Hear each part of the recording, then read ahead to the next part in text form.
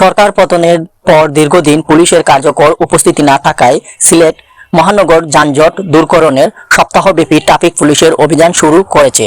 Battery চালিত রিক্সা ও autorickshaw রেজিস্ট্রেশনবিহীন সিএনজির বিরুদ্ধে 200 শতাধিক মামলা দিয়েছে সিলেট মেট্রোপলিটনের ট্রাফিক বিভাগ। যানজট মুক্ত ও শৃঙ্খলা ফিরিয়ে আনতে এসএমপি ট্রাফিক বিভাগ দ্রুত কার্যকর পদক্ষেপ নেবেন, এমনটাই প্রত্যাশা নগরবাসীর। শেখ হাসিনা সরকারের পদত্যাগের দীর্ঘ সময় ধরে সিলেট নগরী ট্রাফিক পুলিশের অনুপস্থিতিতে বেড়ে গিয়েছিল অবৈধ পরিবহনের সংখ্যা। সিলেট নগরীর যানজট মুক্ত ও শৃঙ্খলা ফিরিয়ে সপ্তাহব্যাপী অভিযানে নেমেছে ট্রাফিক পুলিশ।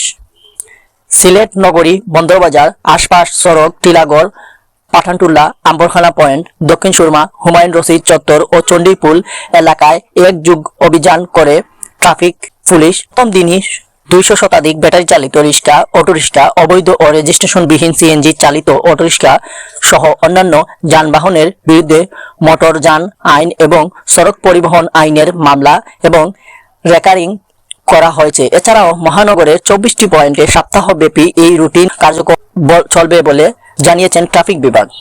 তবে অন্যায়ভাবে কাউকে যেন হয়রানি না করা হয় দাবি জানিয়েছেন ভুক্তভোগীরা। S M Shiba, ABI TV YouTube channel. আমাদের সিলেটের মেট্রোপলিটন পুলিশ ট্রাফিক বিভাগের যে উদ্যোগটা নিয়েছে সেটাকে আমি সাধুবাদ জানাচ্ছি। কারণ সিলেটে অনেক সিটিতে অবৈধ যান চলাচল, অবৈধ যানবাহন চলাফেরা করে, সিএনজি, অটোরিক্সা, বিভিন্ন যান অবৈধ আছে। তো অনেক অবৈধ গাড়ি আছে, সিএনজি, অটোরিক্সা, ব্যাটারি চালিত, যেগুলা ফিটনেসবিহীন অবৈধ গাড়ি, এগুলাকে প্রায় 1 মাস ধরে মাইকিং করে আসতেছে যে এগুলা উচ্ছেদ করা হবে। তো সেটাকে আমি বরাবরই সাধুবাদ জানাচ্ছি। তারা বিগত 2 দিন ধরে তারা এই উদ্যোগ নিয়েছে, তারা গাড়িগুলা ধরতেছে, চেক করতেছে, যেগুলো অবৈধ গাড়ি ওগুলাকে মামলা দিচ্ছে। আমি একজন ব্যবসায়ী হিসাবে আমার প্রায় সময় সিএনজিগুলো প্রয়োজন হয় কুরিয়ার থেকে মালগুনা দোকানে আনার জন্য। তো দেখা যায় আগে গাড়িগুলো চিনতে পারতাম না যে কোন গাড়িতে মাল দেব, আমি পিছে গাড়িতে থাকলে, বাইকে থাকলে গাড়িটা কোন জায়গায় যাচ্ছে একটা টেনশনে থাকে।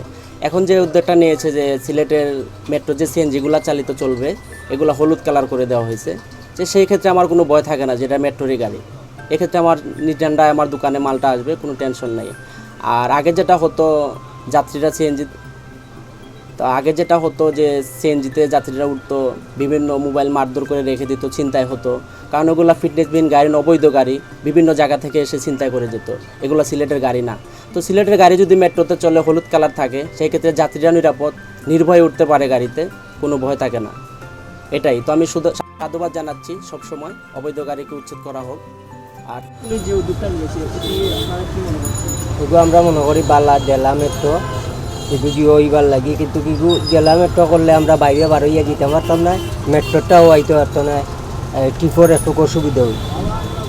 আর এগুলিয়া ডুব নিশ্চয় হই না আমরা জেলার সেক্রেটারি আর জিও নিশ্চয় নেওয়া বাদে এগুলো 1 তারিখ পর্যন্ত ডিসিশন অস্তিত্ব রাখা হয়েছে।